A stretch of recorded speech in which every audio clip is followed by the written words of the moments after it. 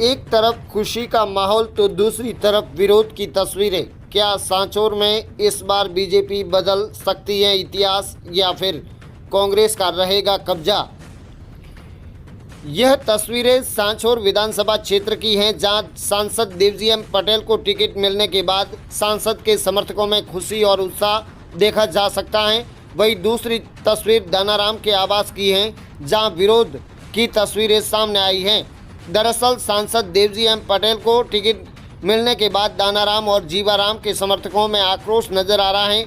क्या इस बार सांचौर विधानसभा सीट पर बीजेपी कब्जा जमा पाएगी या फिर कुछ तस्वीरें और होंगी? ये तो बता पाना अभी से उचित नहीं होगा, क्योंकि यदि भाजपा से दावेदारी जता रहे दो व्यक्तियों में से यदि चुनाव में निर्दलीय मैदान में नहीं उतरता है तो बीजेपी जीत की उम्मीदें लगा सकती हैं। लेकिन यदि भाजपा के दोनों दावेदारों में से एक भी निर्दलीय चुनाव लड़ता है तो भाजपा का यहां जीत पाना मुश्किल भरा भी हो सकता है।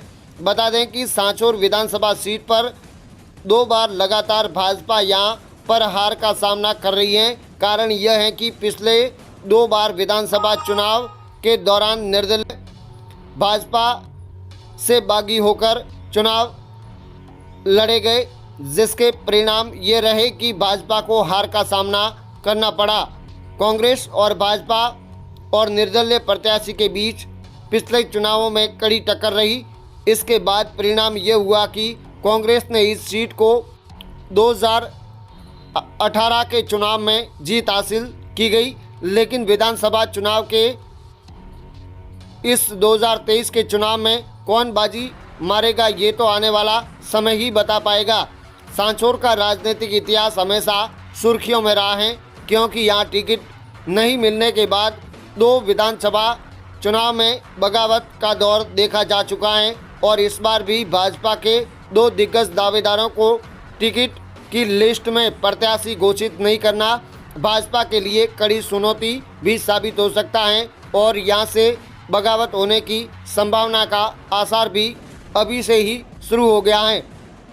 आपको ये भी बता देते हैं कि भाजपा ने जिस प्रत्याशी को 2023 के इस विधानसभा चुनाव के मैदान में उतारा है वो कोई बाहरी नेता या फिर नया प्रत्याशी नहीं है, बल्कि लगातार 3 बार सांसद देवजी एम पटेल को चुनाव मैदान में उतारा है। वैसे में संभावना ये भी है कि पहली बार विधानसभा चुनाव बीजेपी की ओर से सांसद को लड़वाना कहीं ना कहीं भाजपा इस सीट पर इतिहास बदल सकती है। लेकिन परिणाम क्या होंगे ये तो आने वाला वक्त ही बता पाएगा।